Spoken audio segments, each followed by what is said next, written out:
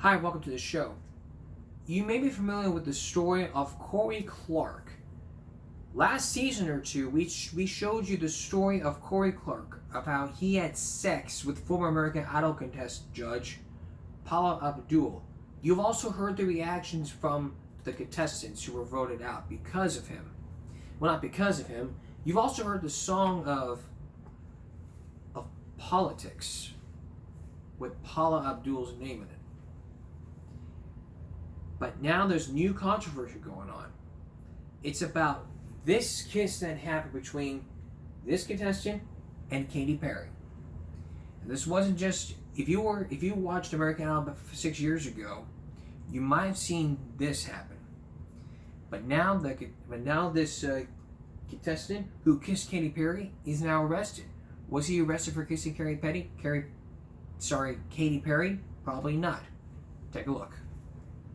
His audition for American Idol, but now he's making news for a different reason. Police in Tulsa, Oklahoma say 26-year-old Benjamin Glaze has been arrested for aggravated possession of child sexual abuse material, claiming more than 700 images and videos were found on his smartphone. Told the New York Times that while the kiss was unwanted, he didn't feel he was sexually harassed. Glaze has bonded out of jail. For Inside Edition Digital, I'm Mara Montalbano. It's one thing to have a celebrity crush on somebody. You had like a little fantasy to where you dream about kissing Katy Perry or kissing your favorite celebrity. Or even one person who had a kiss Carrie Underwood. Yeah, let's take a look at that.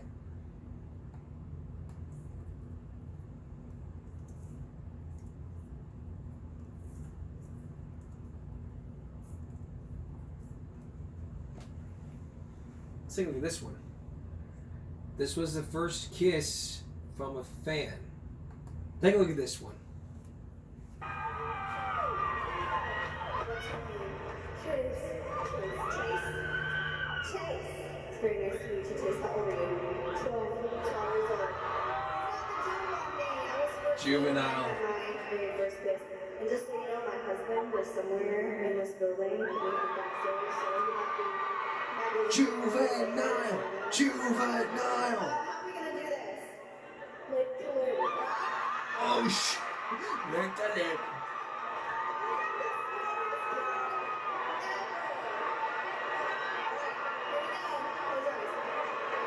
Close your eyes.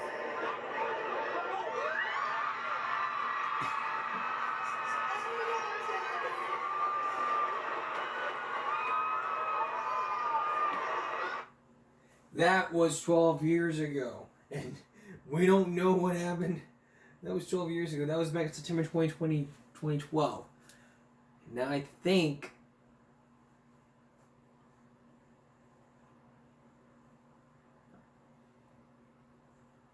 he's now 22 or 23. He probably still remembers that first kiss. But there's nothing more better than getting the first kiss with somebody. And now it could be a crush you had on. You have your special crush on somebody. I don't know what it could be, but I'll tell you one thing. I never kissed a girl before. Cousins don't count. And everybody in the comments section,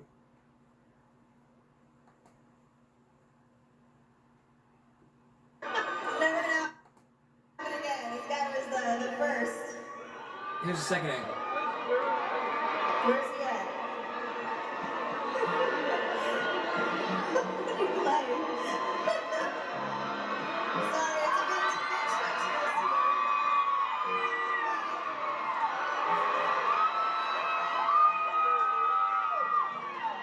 What's your name? Chase. Chase. It's very nice to meet you, Chase. How old are you? 12 years old. He's got the jump on me. I was 14 when I had my very first kiss. And just so you know, my husband was somewhere in this building. He was backstage. Might be looking for you later. I don't know. But how are we going to do this? Lick to lick.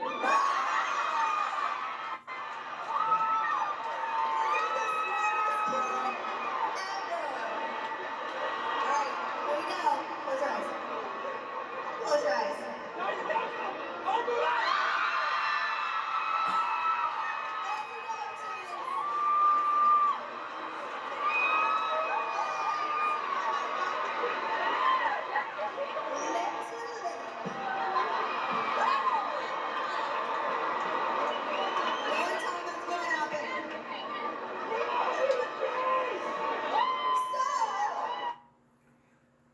we don't know what happened now until no one even knows. But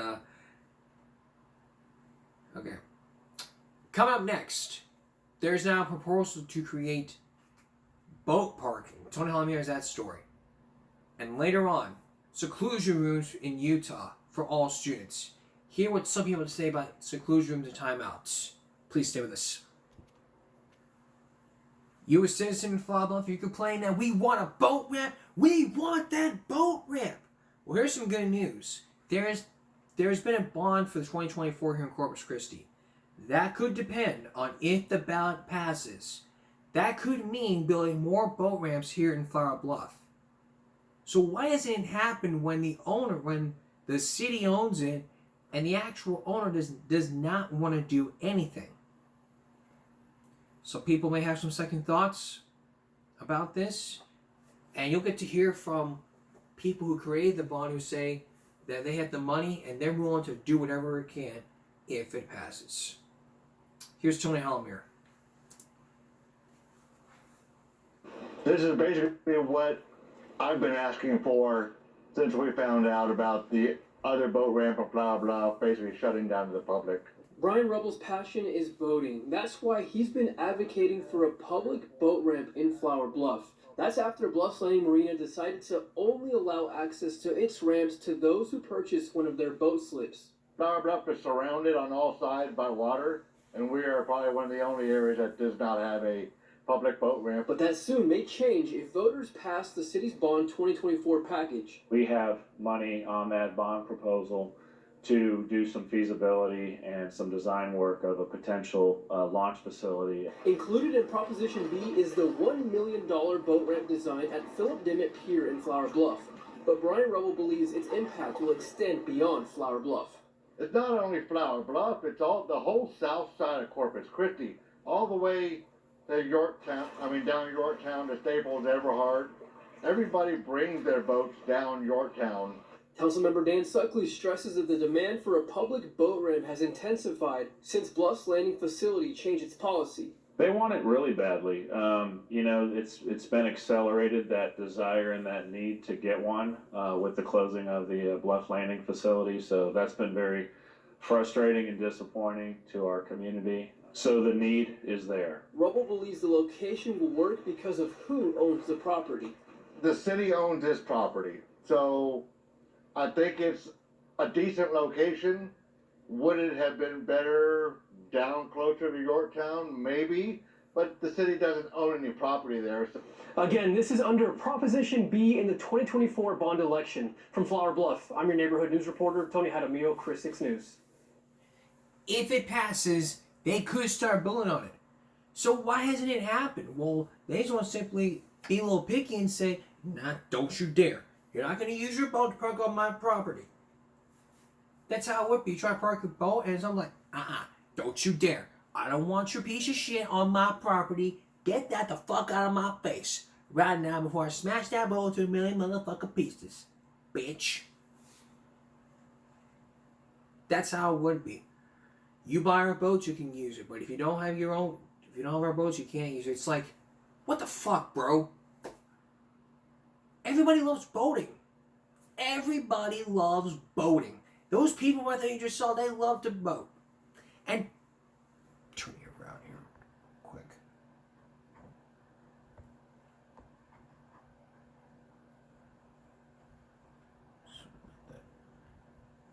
That'll do.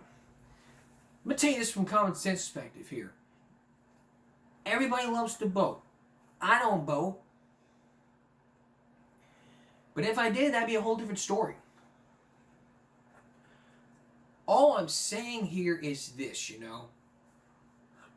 If you want people to boat on your property, they have to bring your own boats and park somewhere, You can't just sit there and say, well, we can use our property to park your boat on here and this is and the third. It's like some sort of fucking joke. Like, what are they, Karens or something? Like, what if I were to own a business that would not allow people with disabilities not to work? It's a fucking insult. This should have been proposed many years later. But instead, it's worthless. Instead, this is just outrageous.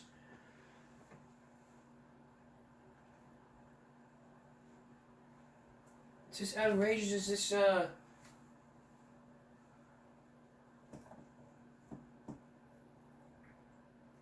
it's outrageous as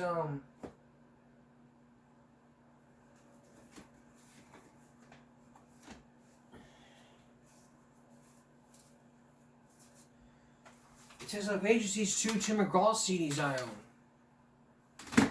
The problem is that, you know, we have to make sure nothing like this ever happens again. You know, if it should be up to the city,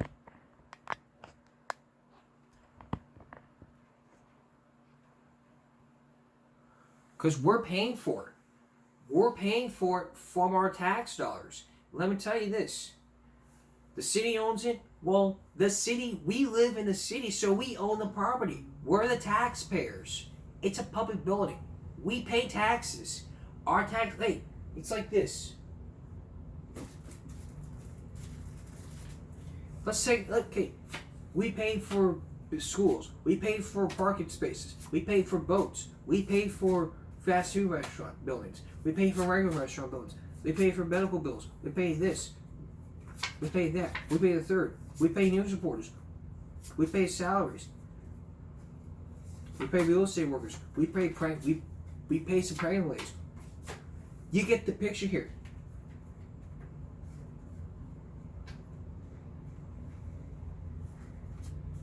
It's like paying 52 pickup. Pick up the cards. That's how it's played. You pick up the cards. And even then you pick up the cards and you'll never know. We'll keep following this story and we'll get you updated. So what do you think? What do you think about this story? Should Flower Bluff have a public boat ramp? Give me some feedback in the comment section below. We'll have the results soon on Give Me a Break. Coming up, you want to win some? You want to win a car? Go to school. You can't rent a car. Also, seclusion rooms and timeouts in Utah. Why hasn't this become effective? Hear what the teachers have to say in Utah. Stay with us. If you remember on Friday's show, we looked into Utah schools, looking at teachers who are bullying the kids. Now it's something different in these Utah schools. This time, it's all about the seclusion rooms, padded rooms that look like public bathrooms. The question one has to ask is, are there too many kids put in seclusion rooms in Utah schools? It's hard to know.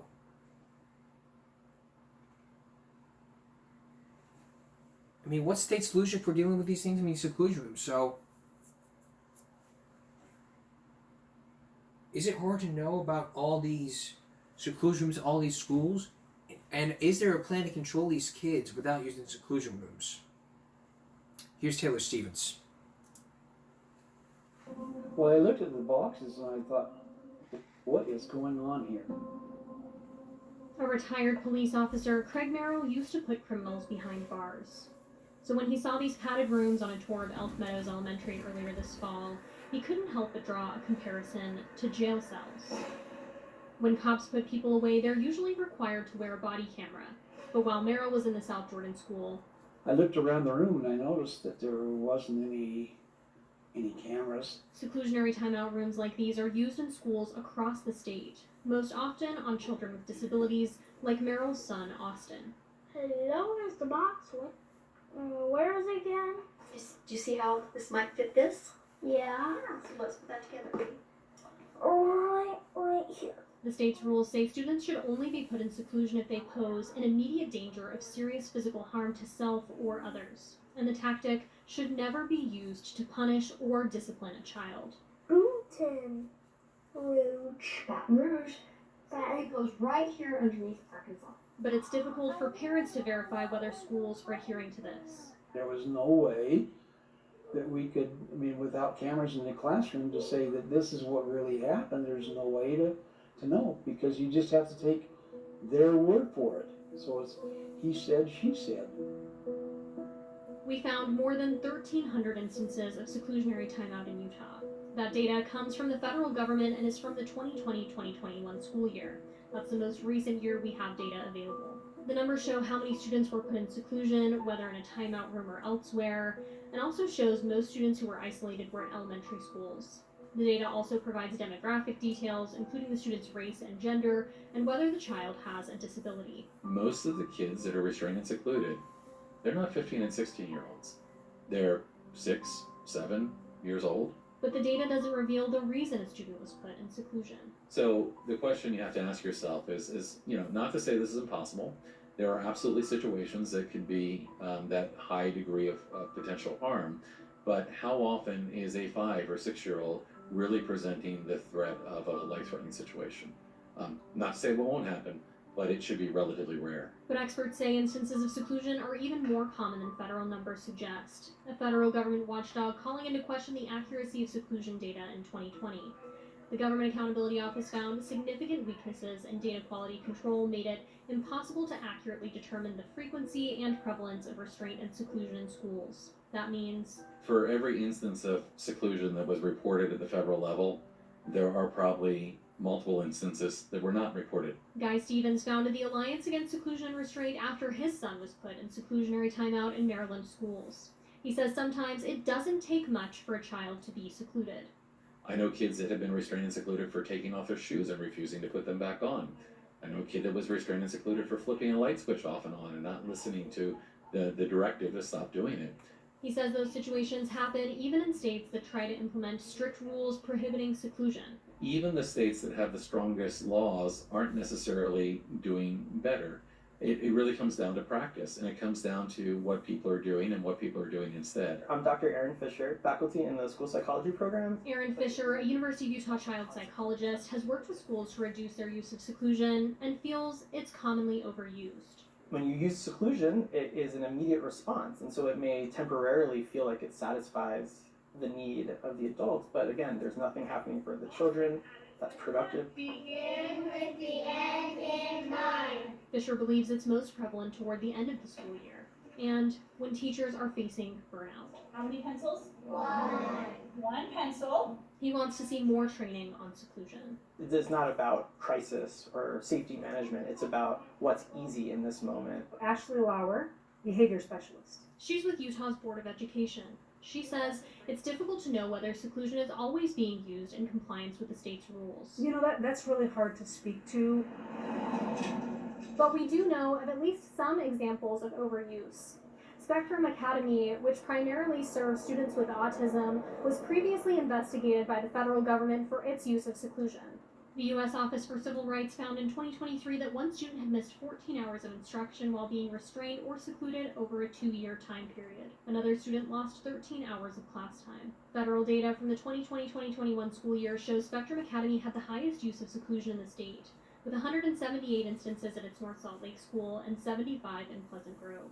Spectrum responded to Fox 13 saying it is impossible to compare the behavioral challenges addressed at this school to any other institution, and that ongoing reviews of its practices, both internal and external, have led to, quote, demonstrated progress over the years, all to the benefit of our students. Item 4, monthly budget update as of June 30, 2024. The Utah State Board of Education is one of the entities that helps provide guidance for schools on seclusion. Really what we're looking at is how can we support our districts and charter schools to ensure, right, again, the practices are being used properly, as well as, again, prioritizing the safety of our students. Districts are required under state board rules to have emergency safety intervention committees. Those are meant to monitor uses of seclusion and physical restraint and recommend additional training. Does the state exercise any kind of oversight over the way that this is being used? Yeah, that's a great question. So we're currently in the process of developing a process to monitor the use of, or the policies and procedures surrounding the use of seclusionary timeout. Opponents of seclusion also emphasize the need for preventative training to ensure a situation doesn't escalate in the first place. Sometimes very simple things can diffuse a situation. Sometimes, rather than going hands-on with a kid, taking a step backwards, using a calm voice, making yourself smaller, Fox 13 News contacted all 44 of the Utah school districts and charter schools that reported at least one instance of seclusion in 2020-2021. Several didn't get back to us, but some acknowledged use of seclusion and provided additional details. Valley Academy Charter School in Hurricane turned to seclusion 4 times, the school's executive director saying it doesn't have designated timeout rooms, but isolated a student for safety reasons, either in the school's lobby or a classroom.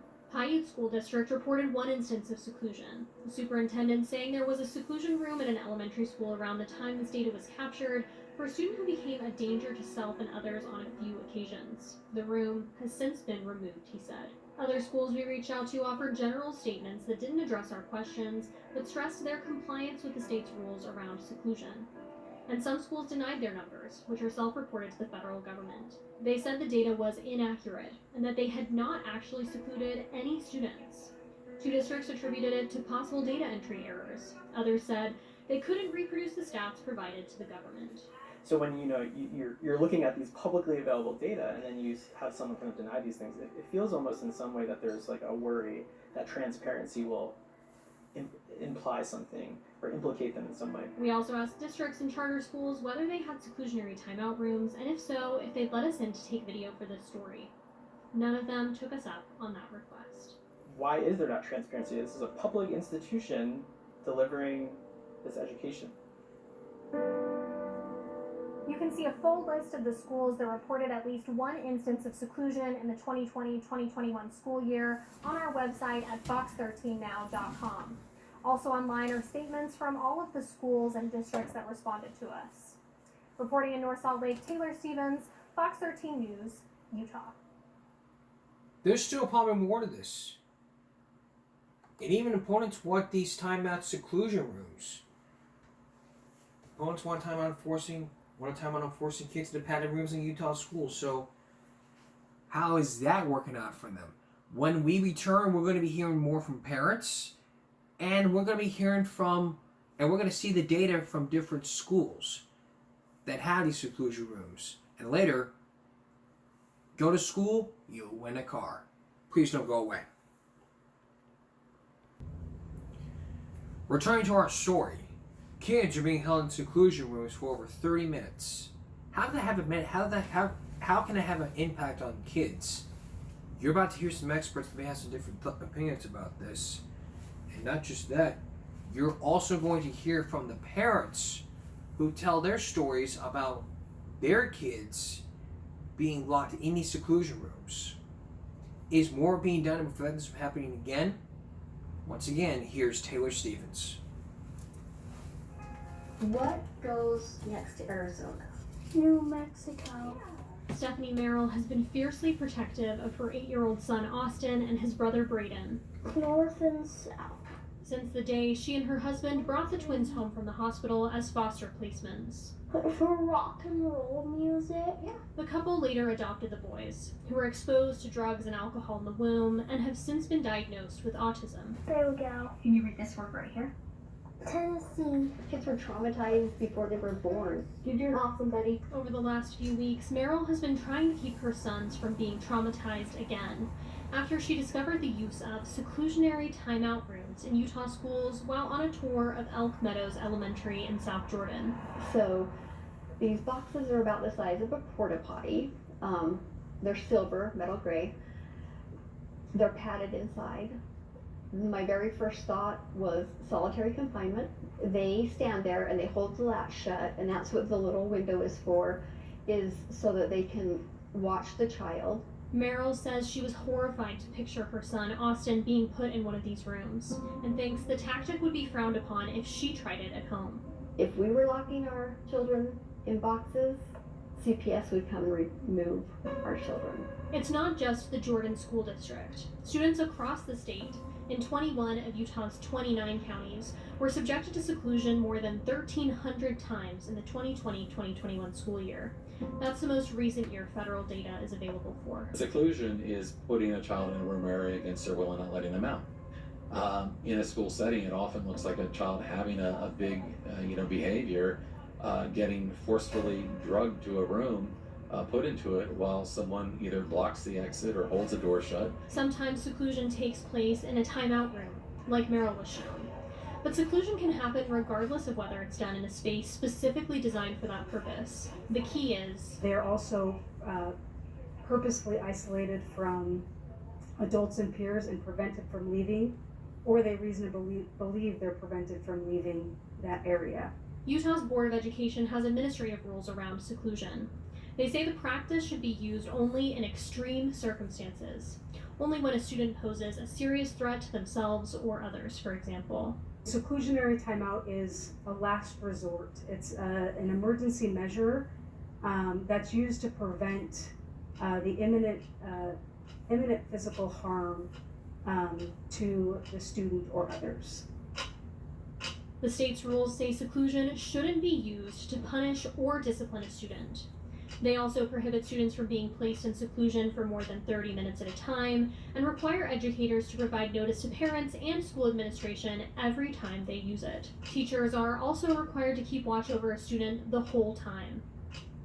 We at the Utah State Board of Education do our best to really support the districts and charter schools in understanding the rules and the guidance surrounding the use of seclusionary timeout. Several other states, including Georgia, Hawaii, Nevada, and Texas, have either banned or severely limited the use of seclusion, and some would like to see Utah follow suit. Their primary concern is the potential for lifelong trauma for these children. Kids go in those rooms and they're in a fight or flight panic mode. They bang, they scream, they might yell for a loved one. We often see that the stress is so high that kids might even urinate or defecate themselves. Guy Stevens founded the Alliance Against Seclusion and Restraint, starting it after his son was put in timeout rooms in Maryland schools. My son's experience with restraint and seclusion led to a lot of trauma for my son and my family. His son is neurodivergent, and he became so afraid to go to school after those incidents that he had to be temporarily homeschooled. The impact is really lasting. I mean, I know kids that were restrained or secluded when they were 7 or 8 years old, who at 18 or 19 can't sleep with their door shut at night, are afraid to get into an elevator or go into a small enclosed space. The majority of instances of seclusion in both Utah and across the country involve students with disabilities like Stephen's son and Meryl's twins. In Utah, it's about 8 in 10. The federal government has warned that frequent use of seclusion could constitute a civil rights issue for disabled students.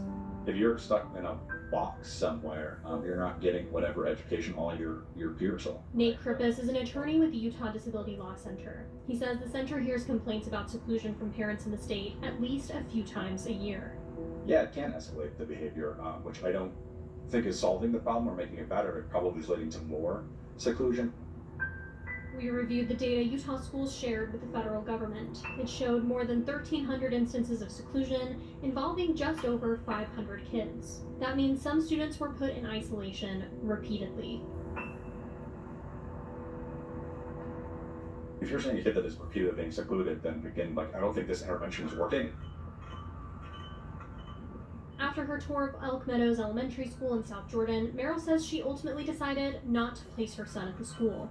We left, got in the car, and I thought to myself, there is no way on earth my child is attending this school, or any school that has these padded boxes to use. Texas is next to New Mexico. But she recognizes that other parents may not have the same privileges. I didn't know that was a cotton plant.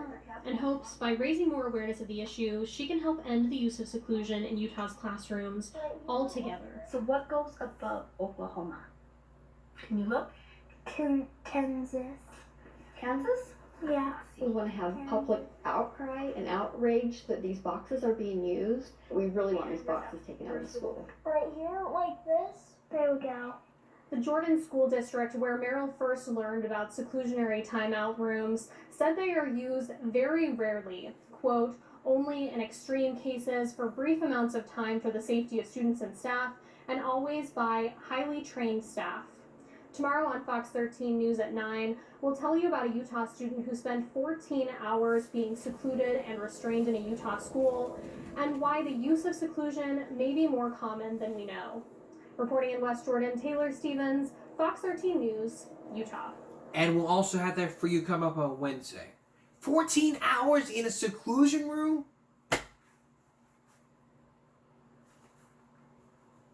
That is inappropriate. That's an inappropriate use of a seclusion room. Utah needs to be one of the states that needs to ban seclusion. I mean, it's like teachers had enough of these kids, so they lock them up. Oh, you want to kick me, huh? Well, I got a news flash for you, buddy. Stay there for 14 hours. I don't care what your mom and dad say. I'm in charge. Nobody gonna stop me, bitch. It's like you're putting them in prison for no apparent reason. Everybody, here's the thing though. I was gonna say before when it's ended, it's child abuse. If a parent did this, they would be arrested and charged with child abuse. Yes. How disgusting is this? This is abuse, for God's sakes. This is horrible. No one has the right to do this. It has to stop. This needs to immediately go away for no reason for this abuse. Jordan School District is one of the worst sped directors in the state. Her only goal is to save money and not help the neurodivergent students. I've seen her in meetings with parents. If the parents push for little support from the neurodivergent kids, her response is to dismiss him, and then she uses the idea to try to disqualify the child from getting support. The dirty secret in Utah is that public schools are not serving neurodivergent kids, and parents flee to charter schools to get help. Thus, charter schools have the higher percent of neurodivergent students and less resources. The Utah legislature has been a part of this problem by artificially capping funding for neurodivergent kids. The cap is 5%, but neurodivergent population is more like 10-15%. Thus, more schools have significantly fewer staff and resources for these kids, which results in all sorts of bad policies and treatment for these children. Most neurodivergent kids in Utah's large middle schools enter as happy children and leave depressed and traumatized. Then they find more help and resources in high school. Okay? People are saying, hey, I just want to check, do you realize neurodivergent isn't actually a medical term? What do you mean neurodivergent? It's not pop science. Autism, ADHD. I mean, it's mostly people who are on the autism spectrum, ADHD. Let me tell you something, Utah. I am on the autism spectrum. Are you thinking about locking me up in a seclusion room?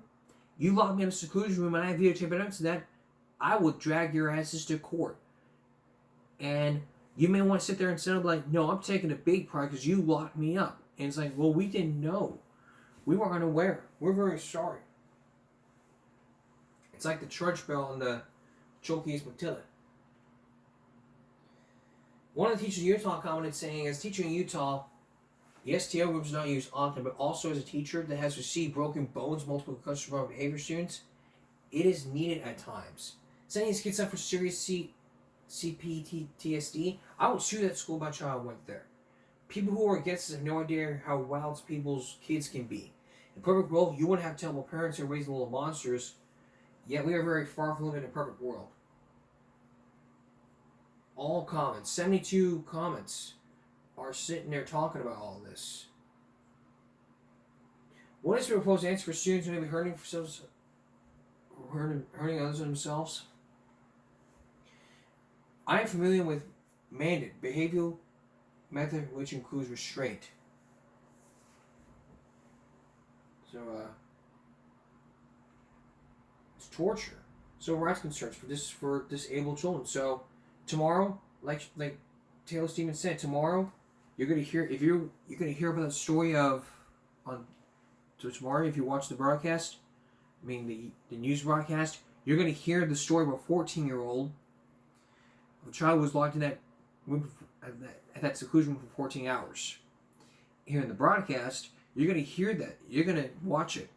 I have to warn you, it's very difficult to watch. But then you'll know why some state bans seclusion rooms.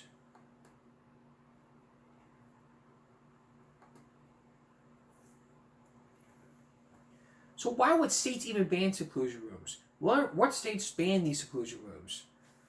We'll have the answer when we return. Stay with us. Seclusion rooms / pad rooms in these schools is just becoming a problem in Utah. It has to stop. Utah is the only state that doesn't, And most schools will sit there and tell you that, they only use it in dire situations. States, what states ban seclusion in all schools? Well, according to the organization called Most Policy Initiative,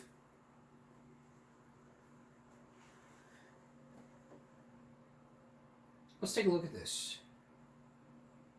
The state, look at all these states. Florida, Georgia, Texas have banned seclusion outright. Illinois,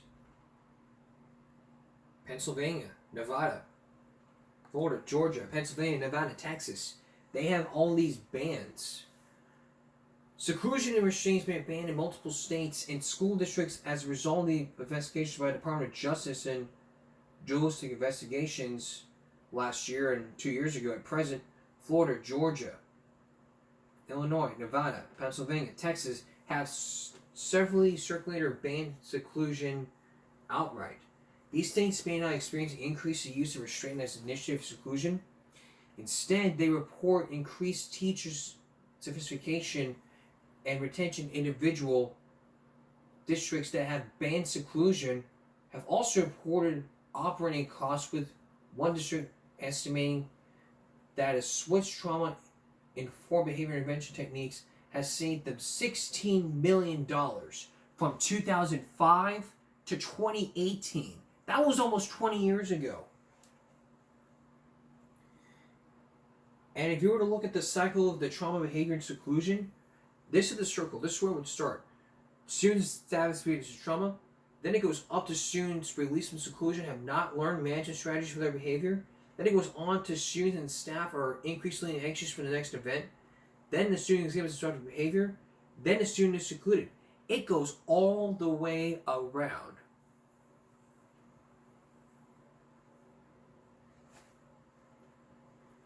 It's a cycle that just never ends. And when you look at this cycle, it's like,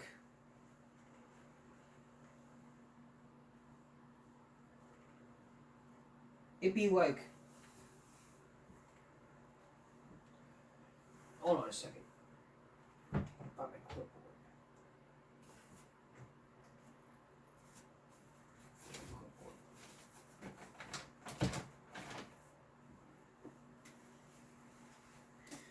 Look, imagine if I were to draw a circle on a dry erase board.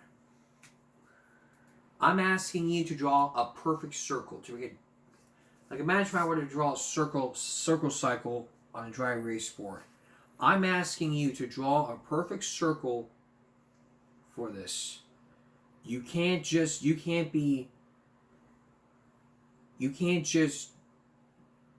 repeats. You just gotta look at the process. Now, while you're doing this, I'm moving this cycle to the left. It will drive you fucking nuts. And I want to even explain that. Let me put this in a different case perspective. Imagine it's your job.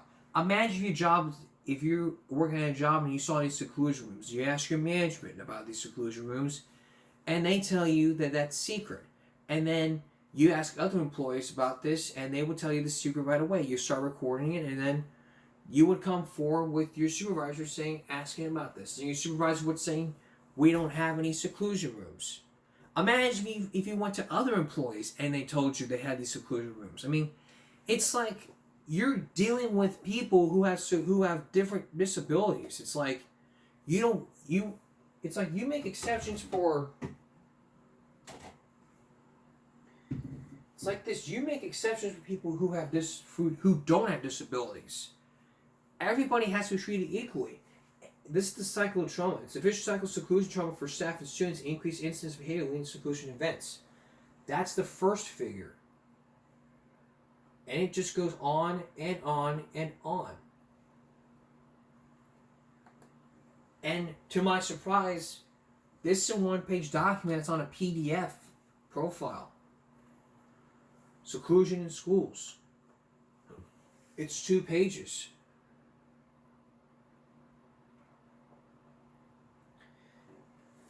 About where children have seriously injured or killed themselves in seclusion, even in really short periods of time. Even when students do not self-harm, they become further disregarded and can suffer lasting trauma, often increasing the behavior issues which were secluded. Also, it comes to teachers and staff who are also at risk of becoming traumatized and injured by seclusion practices, which can turn increase of hypervigilance and use of seclusion as preventive measure. MO does not collect data for injuries that teachers and staff sustain while secluding or restraining students. And these all outcomes. They've been banned in multiple states that we talked about here. In contrast, schools that have banned seclusion have reported increased staff's statistification, reduced staff turnover, and significantly lowered operating costs, including workers' compensation policy. In Missouri, seclusion, known as the solitary and involuntary confinement, is the involuntary requirement of a student alone in a room for the area that the student is physically prevented from leaving. Seclusion does not have adults or peers present and prevents students from accessing bathrooms or water, unlike timeout, in-school suspension, or detention. It's the basic solution. It's like, what do you mean? We have in-school suspension and detention. Just put them in that room. In-school suspension, you sit in a room and then this, that, and the third. It's common sense. Where reporting data is available, seclusion is most often used on students with disabilities. It's dangerous and expensive for students, teachers, and staff. Exacerbates behavior issues and it's determined from learning. States that have banned seclusion have not seen a rise in the use of restraint and have reported increased teachers' satisfaction and retention. These are the uses. They ban this. And Utah's the only state that doesn't want to ban it. Utah needs to ban the seclusion. If Utah decides if the state of Utah says we're not going to ban it, we're going to keep using it, then that's their problem. Move out of Utah. Go to a state where there's no seclusion. Texas. Texas is the only state that bans seclusion, that has a seclusion ban. Look it up.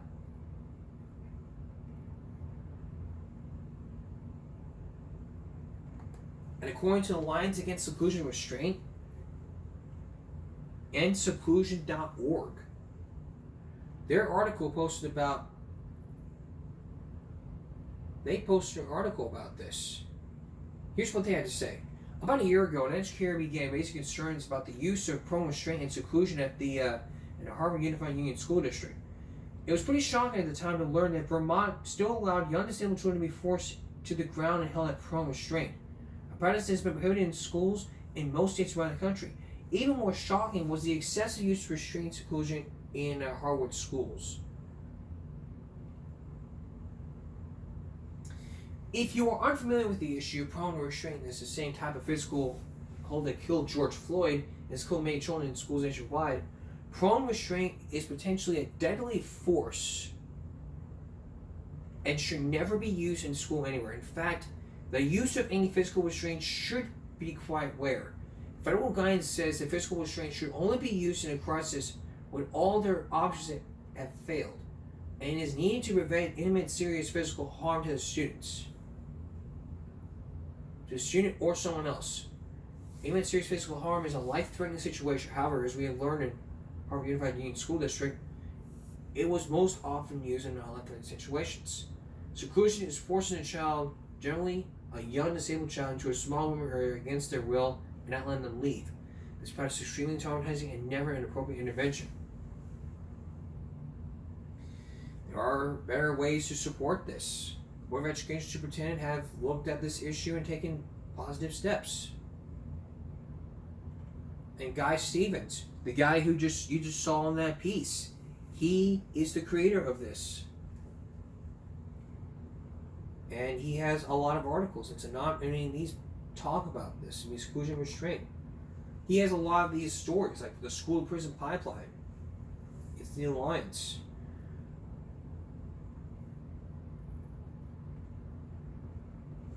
He's got a whole article about it. We'll post that for you. And if you want to check out his website to talk about all types of issues, we'll have the link in the description below, as well as our newsletter at givemeabreak.substack.com. We're going to take a break. We'll be right back. Think about this next story. Okay. You just want perfect attendance. And you want, you got the perfect attendance. And you want to celebrate perfect attendance. Maybe you want to go out for dinner. Maybe you want to go hang out with your friends. How would you feel that, okay, you got perfect attendance. How would you feel if you got perfect attendance? And then the school tells you, congratulations, you got perfect attendance. We're going to give you a new car. Oh, that's exactly what's happening. You go to school, you get perfect attendance, you get a new car. If this is the Price is Right or Let's Make a Deal, it will be the two combined. Here's Alexis Scott.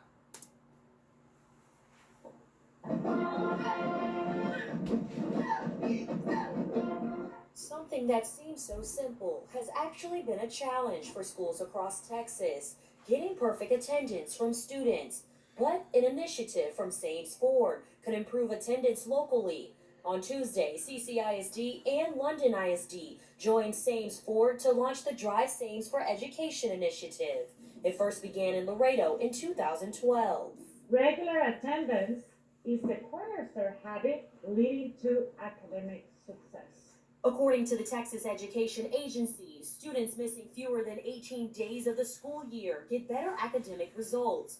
Through the new initiative, every 6 weeks, students with perfect attendance will receive a voucher and for a chance to win a 2025 Ford Bronco Sport. We know that when our students are present and engaged, they can achieve greater academic success and foster a more positive school environment. There's no doubt that attendance is one of the biggest indicators of success in school. And so you have taken and made a real incentive to allow our students a reason to be at school each and every day. The TEA also says students with chronic absences have lower literacy skills. We tried getting data from CCISD on their attendance rate, but did not receive that information. However, London ISD has actually gone up on their attendance rate from 25.6% to 26.6%. The hope is that the new incentive will motivate students to show up for classes. If you're in school, if you're there and you're paying attention, you're going to learn more, right? And making sure that kids are in school getting the education that they need to be successful later in life. The winner will be announced in May, and they will be the new owner of a 2025 Ford Bronco Sport. Near Metro Corpus Christi, I'm your neighborhood news reporter, Alexis Scott, Chris 6 News. Could it ever happen here in Flower Bluff? I had to ask the Board of Education about this because we all know attendance is a big issue and it can lead to truancy. And one of the biggest goals ever in this broadcast is to tackle truancy. And if this were to motivate kids, it's like, what if I were to tell you where to win a new car? Then show up for school without any unexcused absences.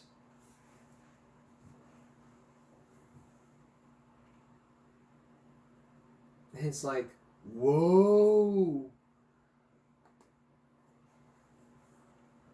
It's like, a new car? Yay! I'm gonna name her Daisy! Look, I've gotten perfect attendance from 2010 to 2012. I got perfect attendance. I showed up for school without any unexcused absences. That's how you win perfect attendance. No unexcused absences. Show up for school, you can win that new car. That's the bottom line. Alright, there's some things that I want to point out here. You may remember on our episode called Starbucks versus Unions, a friend of mine and I, we had a conversation about this, about the earbud situation. So let me play you, here's one more day. I want to play you a clip from Starbucks versus Unions, talking about that earbud issue. Basically, I talked about why no earbuds in the fast food industry is a safety issue. Basically because you're like listening to music, your earbuds in a sandwich, and they complain to the health department. Well, what I forgot to mention is that, you know, there are several places where you are allowed to use earbuds, but you can only have them in one ear. whether there was a fire alarm, whether there was an emergency. If those two existed, then all the problem, if those two existed, then all right. But fast food restaurants / other restaurants do not allow you to wear earbuds, especially in the doctor's office. If you were special needs, they probably won't even accept that anyway.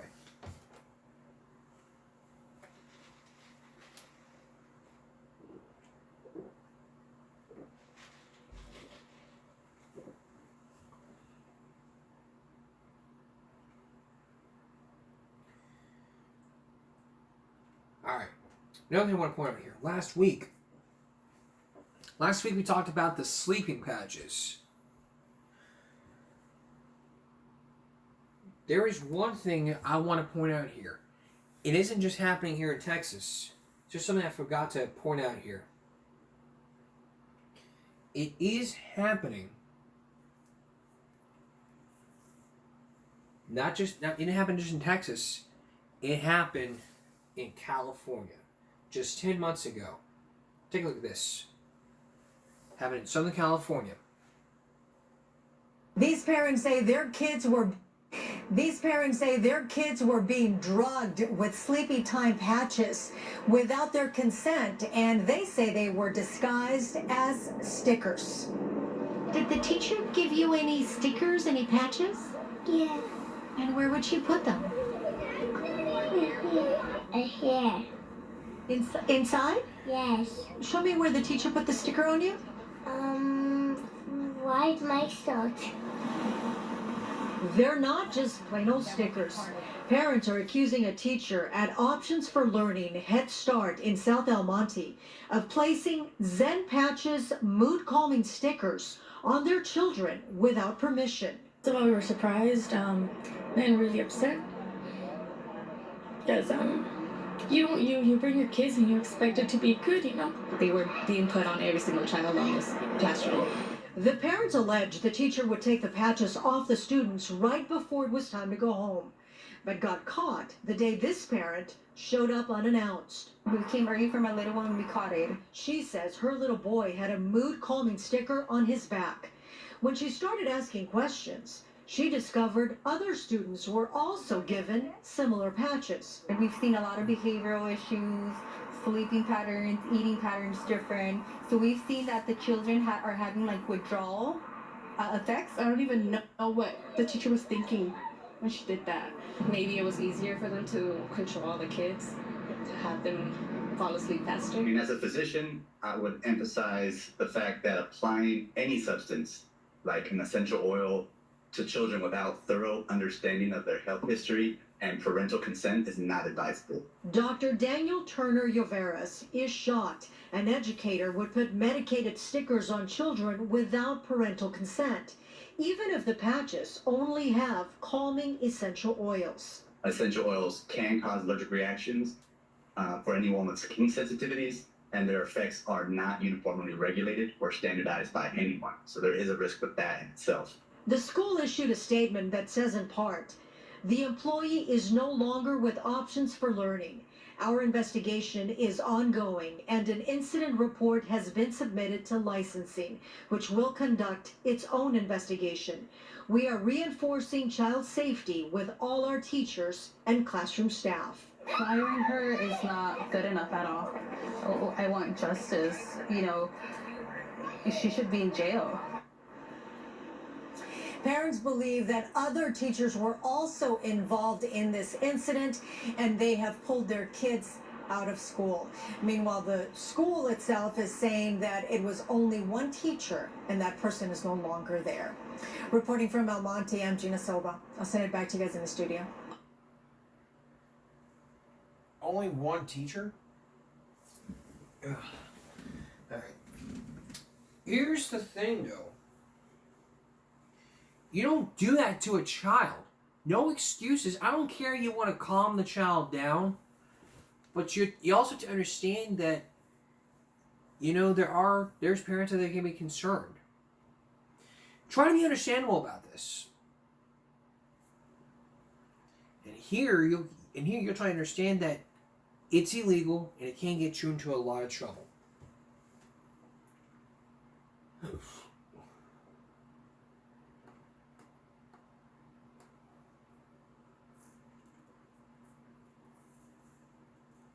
Alright. Time for Give Me a Break Second Look, where we take a second look at every issue that we talked about, and then we raise it with some common sense. Now,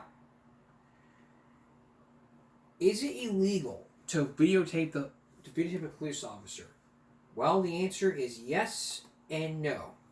No, because in most states it is legal, while in other states, New Hampshire is the only state that prohibits audio taping without the consent of all parties in order to record audio.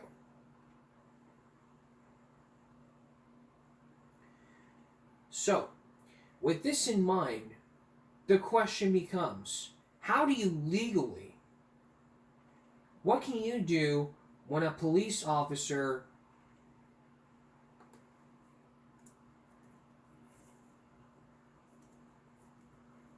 approaches you and you have a recording device or camera?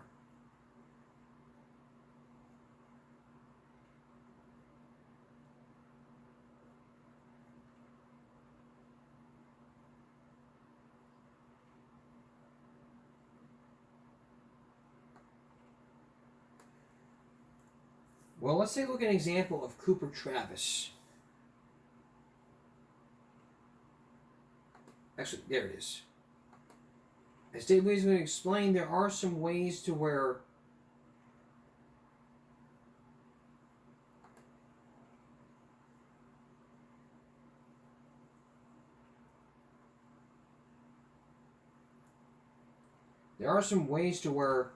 you can record without knowing. Let's take a look. You're being audio recorded. You want to shut that up? I don't want to. I'm not in a position to give legal advice, but I do want to let all of you know a little bit about the way I handle videotaping. By that I mean the way I handle video and audio recording of police, bureaucrats, people who don't want to be video audio recorded, even though they're in a public place. It's a dicey situation in New Hampshire because we have a wiretapping law here that says you've got to have the consent of all parties in order to record audio. How are you? I'm videotaping you and audio recording at this time. When a police officer walks up to me and I've got my camera, I feel like I have several options. The most dangerous option, and the one I never choose, is to surreptitiously, secretly record the police. Now, I don't know of any cases out on the sidewalks and streets where a person's been arrested for doing this, but some people interpret the wiretapping law as forbidding it. It would be conceivably a misdemeanor to do this. The second option, slightly less dangerous legally, is to have the camera out, inform the police that you're audio recording them, and then see how they respond. Oftentimes they'll tell you to turn off the camera, and again, if I'm using this, option number 2, I will refuse to comply with the order to turn off the camera. But I do that very openly and as respectfully as I can. I'm asking you to turn the camera off, sir. Are you willing to comply? I am not willing to turn the camera off. I am willing to back up. Are you willing to leave, sir? Yes. Okay, I'm asking you to leave. Is that good enough? This is only moderately dangerous, and I only know of one instance in which a person has been arrested for doing this. It was Cooper Travis over in Candia, a Free Stater. This happened about a month ago in November 2008.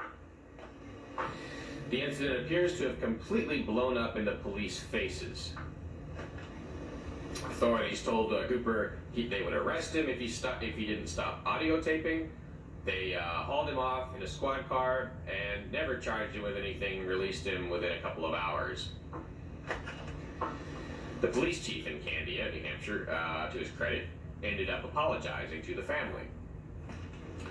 I've spoken to an attorney about this type of approach, this type of recording, and she informs me that no, they don't really have grounds to arrest you on wiretapping charges when you do this, openly recording them in a public place. But they can arrest you for, disorderly conduct. She could seem to consider it a pretty good hill to die on, and that seemed to be the case for Cooper. However, my read on that statute and other people's read on that statute is a little more conservative and a little more cautious in that it could be interpreted, I think, to mean that you could be arrested even if you openly inform them. Even if you're out on public property, you could be arrested under the wiretapping law.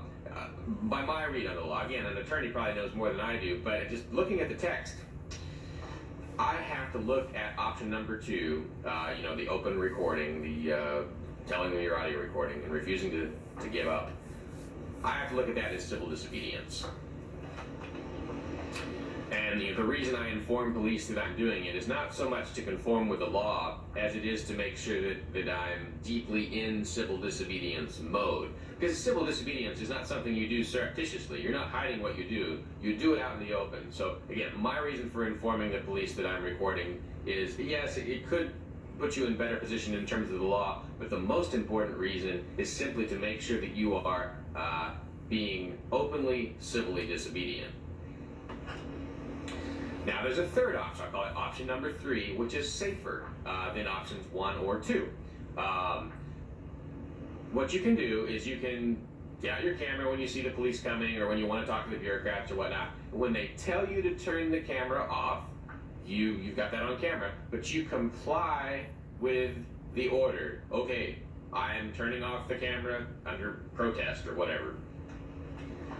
Now this way you miss whatever may happen afterwards, but you got video of them telling you to shut off the camera, telling the whole world they're afraid of the world seeing what they're doing. Roger Grant used this approach at the famous open carry incident outside Murphy's Tap Room in Manchester. The police got some negative reaction because they had told him to turn off the camera. Well, Roger Grant got no negative reaction because he complied.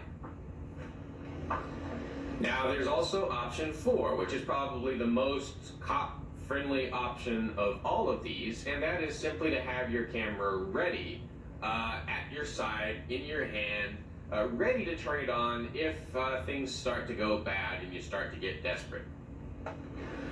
I've used this option once when police came up to my vehicle, and it was probably the right thing to do under the circumstances.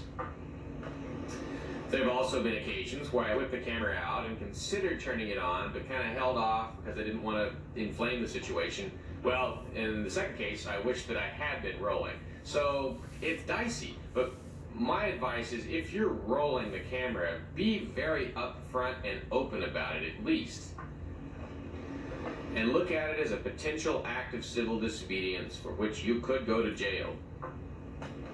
Now, if you look at the video description for this clip, over there, then you will see a link to some writing that I've done on this subject, which will kind of lay everything out for you in a manner that you can come back to. It makes me very nervous that there are, a lot of people running around there with cameras that don't really understand what they're getting into in terms of the wiretapping law. So I just want to make you aware of the dangers, as many people as possible aware of the dangers. That way you can make an informed decision. This is Dave Ridley signing off from New Hampshire for RidleyReport.com this December 8th, 2008. It's also great to pull. It's also good to put a little message under says I'm audio taping in case you forget to tell people and you will forget sometimes.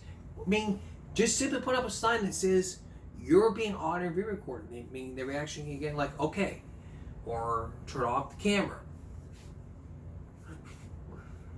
No one else can know, but you're videotaping, you're audio recording. Just only say that's wiretapping laws in New Hampshire. We will look at that law, but we don't have enough time. That's all for this edition. Give a break. Sorry. that is all for this edition of Give Me a Break Monday. We'll see you again for Give Me a Break Wednesday. For everyone here at YouTube and Give Me a Break, which is just me, stop bullying, speak up. Concentration, not strength. Your body, your choice. No jaywalking. And no videotaping the police. Unless it is a free country. Have a good night.